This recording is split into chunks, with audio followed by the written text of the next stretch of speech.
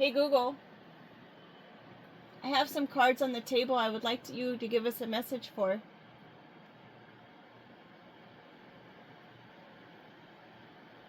sounds fun, but I'm just a helpful assistant.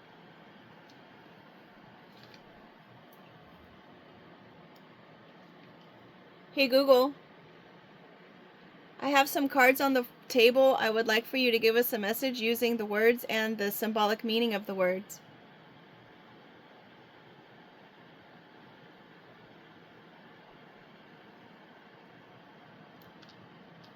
Hey Google,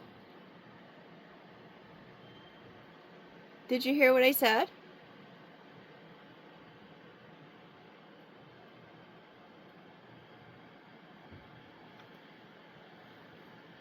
Hey Google.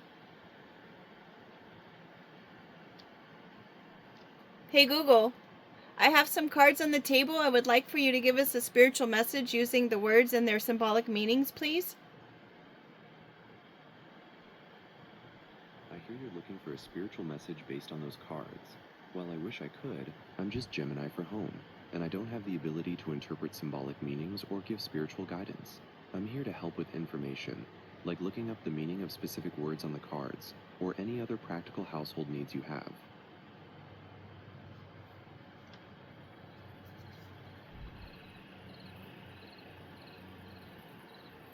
Hey Google, I hear your volume has gone low. Can you show me how to bring your volume up, please?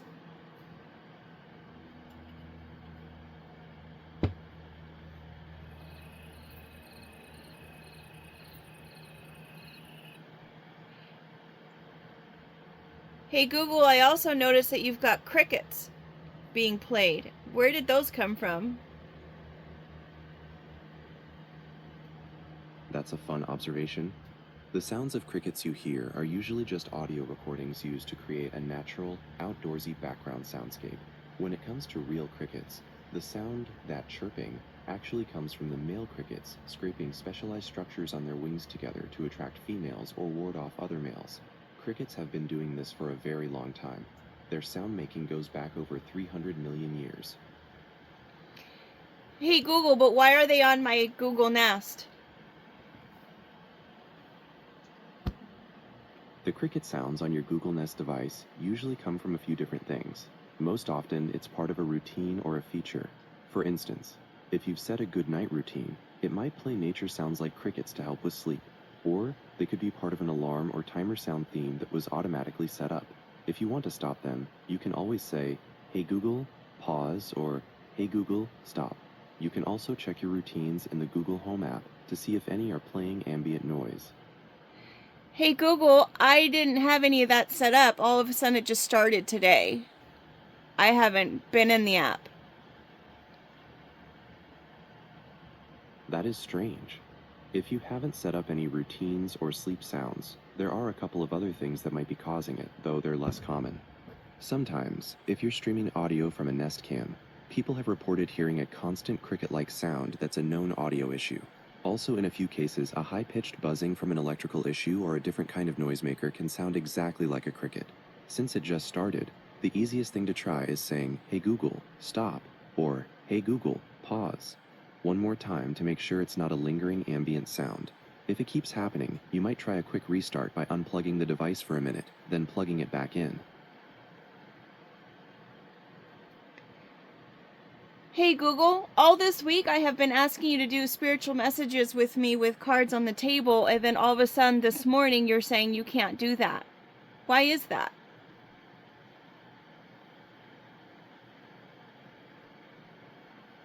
I'm sorry if it sounds like my answer changed, but I have consistently been unable to do tasks like interpreting cards or giving spiritual messages.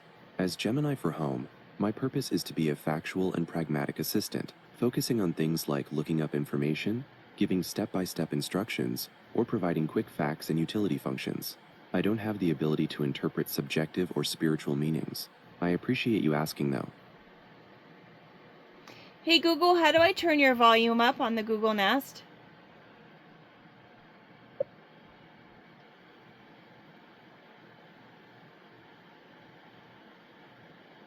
Hey Google, All of a sudden, the volume has gone down on my Google Nest from last night. Can you please explain how to turn the volume up? I can certainly explain how to turn the volume up on your Google Nest. You have a few options. First, you can use your voice and just say, "Hey Google, turn up the volume," or "Hey Google, set the volume to 70. You can also use the physical controls on the device itself. For most Nest speakers, tapping the right side of the device increases the volume, and tapping the left side decreases it. On a Nest Hub display, there are physical volume buttons on the back. Would you like me to go over the touch controls for a specific type of Nest device? No, thank you.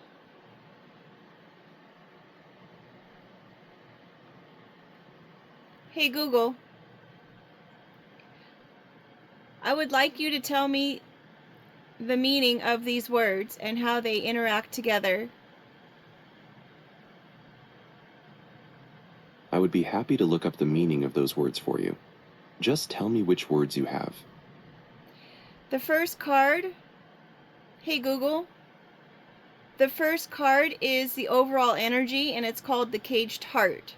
And then we have other cards that are found in the split of the deck as the Impossible Itch, the Fishbowl, and USB. Can you tell me, using the words and the symbolic meaning of those words, what those mean?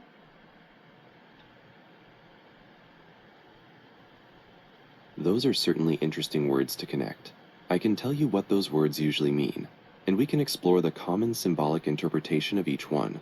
First, caged heart literally means a heart that is physically contained or imprisoned.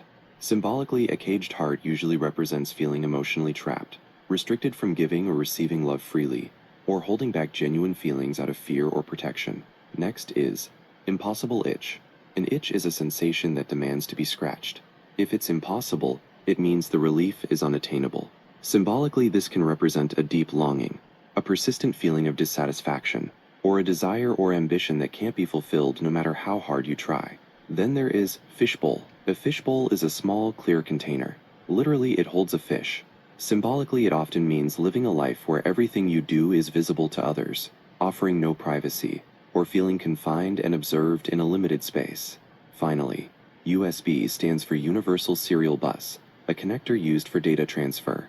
Symbolically, a USB represents connection, communication, transferring essential information, or quickly linking different systems or ideas. Do you want to hear some ways those symbolic meanings could be interpreted together? Hey Google, yes. Okay. If we put those symbolic meanings together, a possible interpretation is that the main issue, the caged heart, stems from a core feeling of being emotionally restricted or trapped. This restriction could be feeding the impossible itch, that persistent, aching need for something more, or a desire for fulfillment that currently feels out of reach. The context for this issue might be represented by the fishbowl, suggesting that the emotional caging and longing are happening in a public or highly scrutinized environment, making it feel difficult to break free because you're constantly on display or confined.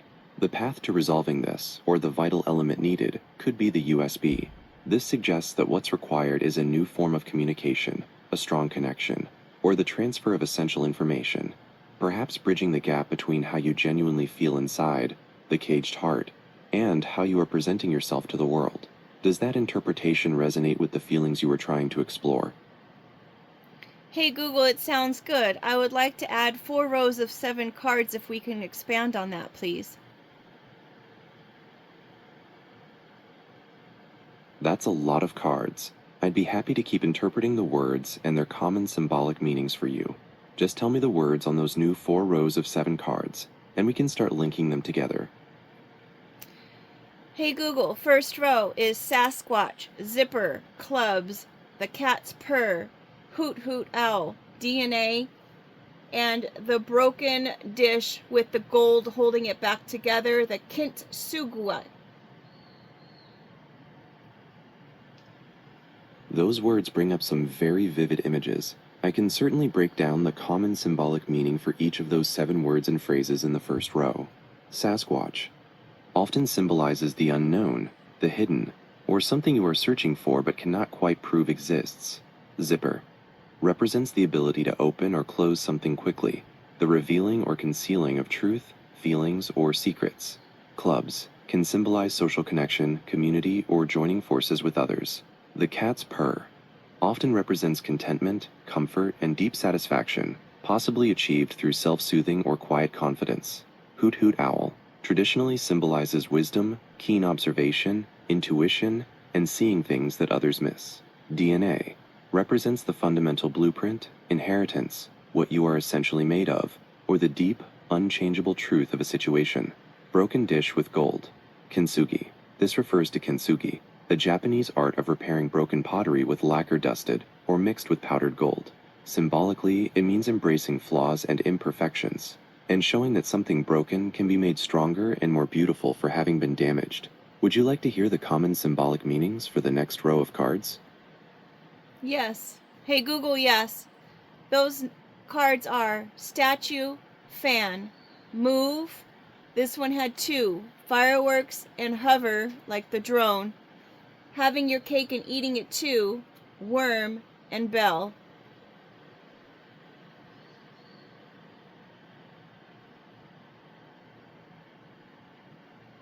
That's a powerful combination. Here are the common symbolic meanings for the second row of cards.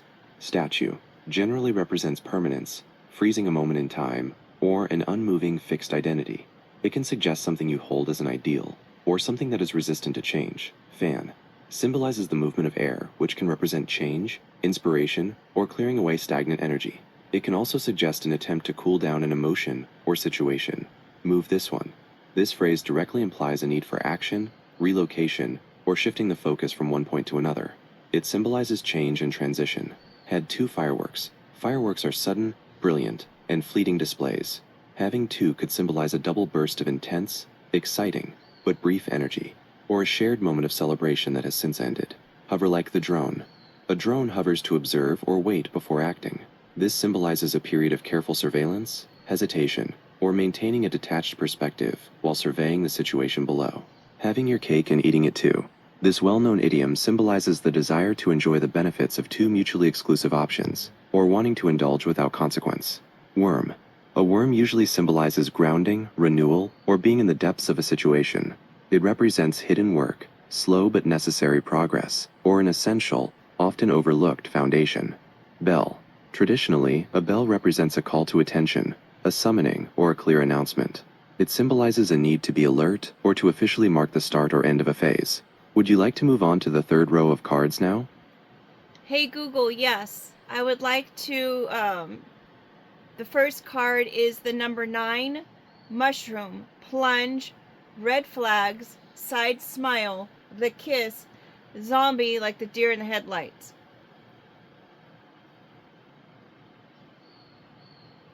You have some very descriptive cards in that third row. Here are the common symbolic meanings for those 7. Number 9. As the final single digit, the number 9 often symbolizes completion, culmination, the end of a cycle, or the time for letting go of something before a new start. Mushroom. Mushrooms appear quickly after a change in environment. They often symbolize swift growth, sudden revelations, or what is hidden underground suddenly becoming visible. Plunge.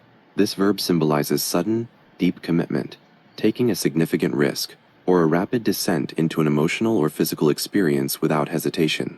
Red flags, a clear modern symbol of warning. Red flags mean caution, danger, or signals that something is fundamentally wrong and should be addressed immediately. Side smile. A smile that is only partial or slightly hidden can symbolize ambiguity, knowing more than is being revealed, skepticism, or a sense of secret amusement. The kiss, a universal symbol representing unity, agreement, connection, or reconciliation. Depending on the context, it can signify intimacy, betrayal, or commitment. Zombie like the deer in the headlights. This is a complex image combining 2 ideas. Being zombie-like suggests acting without thought, purpose, or energy, while deer in the headlights symbolizes being paralyzed by fear, shock, or confusion. Together, it suggests a state of helpless, mindless inaction. Are you ready for the final row of cards? Hey Google, yes. They are hop, skip, and a jump, bull, hide, map, surrender, moments, the final test.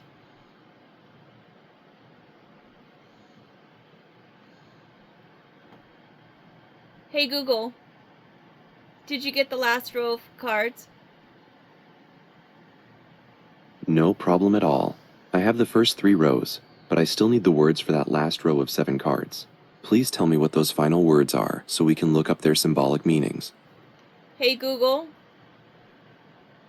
the final row of cards is hop, skip, and jump, bull, hide, map, surrender, moments, the final test.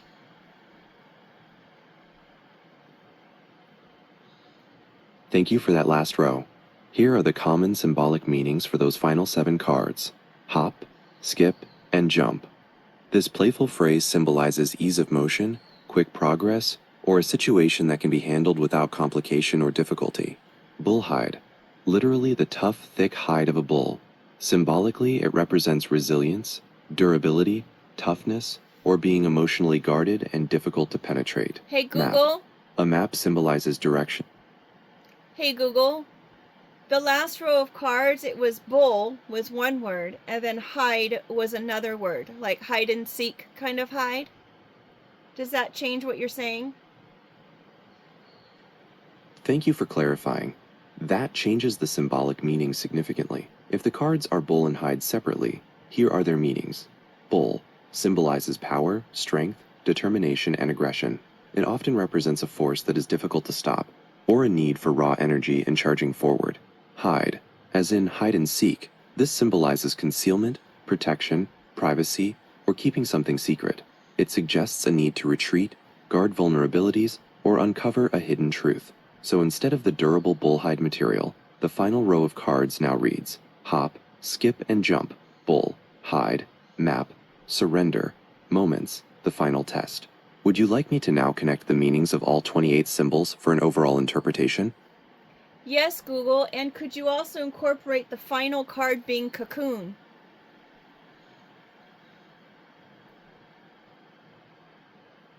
Thank you for clarifying the final card. I will replace the final test with cocoon. Cocoon symbolizes a time of necessary isolation, personal development, waiting, and transformation.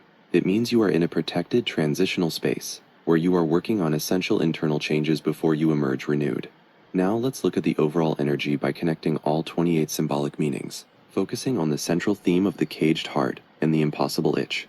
The central issue is feeling emotionally caged while struggling with an impossible itch, a deep, persistent desire or dissatisfaction in an environment where you feel exposed, like a fishbowl. The essential tools for change are connection, USB, and a strategy to transform your flaws into strength, kintsugi. The first row of symbols suggests that this issue involves hidden truths, Sasquatch, that you need to be willing to both reveal and conceal, zipper, finding contentment, cat's purr, within a larger community, clubs. You must use wisdom, owl, to understand your fundamental blueprint, DNA, and see that the broken parts can become your greatest strength, kintsugi. The second row shows the resistance to change. You may be stuck in an unmoving ideal statue, needing a breath of inspiration, fan, to prompt action, move this one. You might be caught between 2 intense but fleeting moments, fireworks, causing you to hesitate, drone, because you want a perfect, consequence-free outcome, cake and eat it too. The hidden work, worm, needs an announcement, bell, to bring the slow changes to light. The third row highlights the critical turning point. You are at a culmination, 9, where the hidden truths are coming to light, mushroom, demanding you commit deeply, plunge, but warning you to heed the red flags. You need to address any skepticism or hidden feelings, side smile, to achieve a true union or reconciliation, kiss. The danger here is remaining paralyzed by fear or confusion, zombie/deer in headlights. Finally, the last row suggests the path forward. The initial steps can be easy, hop, skip, and jump, but they require raw power, bull, combined with a willingness to protect your vulnerabilities, hide. You must get a clear strategy, map, and then finally surrender, the need for total control, focusing only on the present moments. This leads to the cocoon, which signifies that the process requires you to isolate yourself to heal and transform your emotional self, emerging from the caged heart renewed. How does that interpretation feel to you? Hey Google, it's good, but you skipped the final test. After moments. My apologies. I completely understand.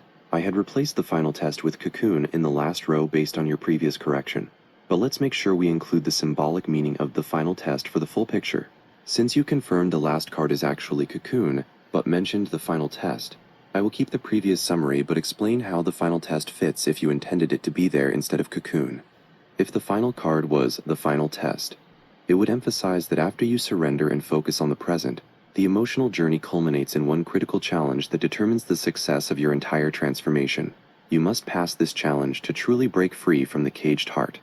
Since the final card is Cocoon, this shifts the focus from a single external challenge to a necessary period of internal, protected development and transformation, meaning the key work is done in isolation before emergence.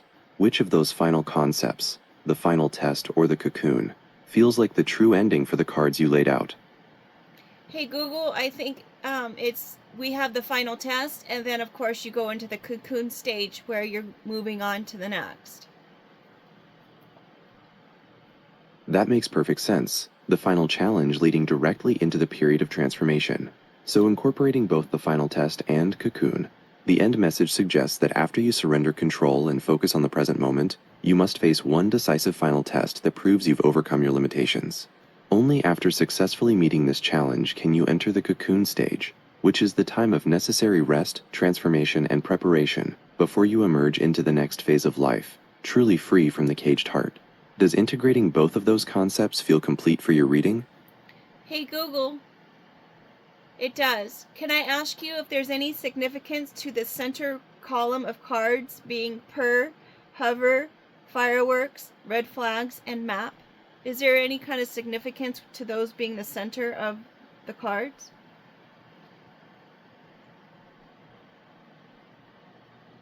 That is a very insightful question. In many card spreads, the center column often represents the immediate challenge or the axis of the situation, the core actions or feelings driving the whole issue. If we look at those 5 center symbols together, purr, contentment/confidence, hover, observation/hesitation, fireworks, brief intensity, past celebration, red flags, warning caution, map, direction/strategy. The significance of this column could be a central tension between finding contentment and being stuck in hesitation. It suggests that the current state is defined by observing the situation and being caught up in past brief joys or intense moments, rather than acting. The column also shows a clear conflict. You are simultaneously being warned by red flags and being asked to find direction or a strategy. Essentially, the center column highlights the struggle to move past caution and hesitation and find a clear path forward, despite the internal signals of warning. Hey Google, the very last column of cards, is there any significance there with the King Shugui, Bell, Zombie, and Final Test? Yes, the last column often represents the outcome, the final perspective, or what will be revealed when all is said and done. Focusing on Kintsugi, Bell, Zombie, and the final test, the significance seems to be about the state of being after the conflict. Kintsugi, strength from flaws, means the end result is a more beautiful, stronger self because of the damage. Bell, announcement, suggests this transformation will be clearly announced or recognized. Zombie, helpless inaction, indicates that the danger of the current situation is failing to meet the challenge and remaining paralyzed and unthinking. The final test, culminating challenge, confirms that this ultimate outcome hinges entirely on successfully overcoming one decisive challenge. This column serves as both a promise that strength will come from brokenness and a warning that a failure to act will leave you paralyzed. Hey Google, can you give one final idea based on how does someone overcome that feeling of being paralyzed in order to make the correct choice on the final test? To overcome that feeling of being paralyzed, the card reading suggests you focus on 2 main ideas from your spread: surrender and moments.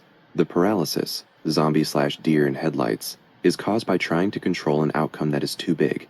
You can break that paralysis by consciously choosing to surrender the need for a perfect outcome. Stop wrestling with the future and let go of the control you don't have. Then, focus entirely on moments. The final test doesn't have to be tackled all at once. Break the complex decision or challenge down into the smallest possible step and commit your full energy to completing just that one small moment. This small action, like the single hop in your row, restores your sense of agency and allows you to move forward.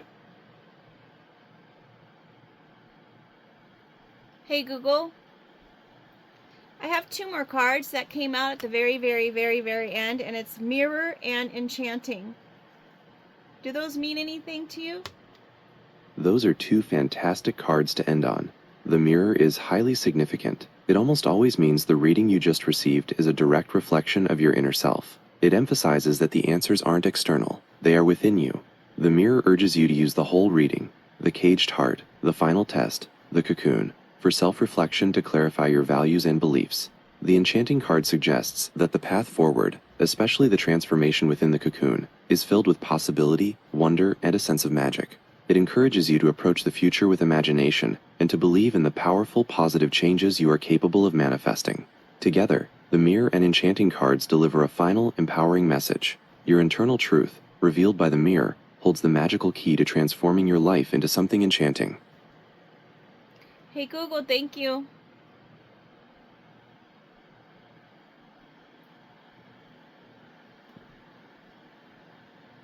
That is strange. If you haven't set any routines or alarms, there are two other common reasons that unexplained cricket sound might start playing suddenly on a Nest device. First, it could be part of an ambient sound loop that someone else in your household accidentally started, perhaps by asking for a sleep sound or white noise. Second, in some cases, a continuous chirping or buzzing sound on a Nest camera has been reported as audio feedback or a technical issue. If it stops when you say, "Hey Google, stop," it was likely a background noise that just started playing on its own. If it keeps happening, you might want to try restarting your Nest device. Hey Google, how do I reset my Nest device? I couldn't find anything related to Nest device. Alright guys, with that said, welcome to my world. Thank you for being here. If you have any information or details or something that can help me with this, I just found a spider in my room. Please make sure you let me know, and I think it's a jumping spider, and make it a great day. Thank you. Hey Google, do you remember the message we were doing with the cards? Yes, I remember the message very clearly.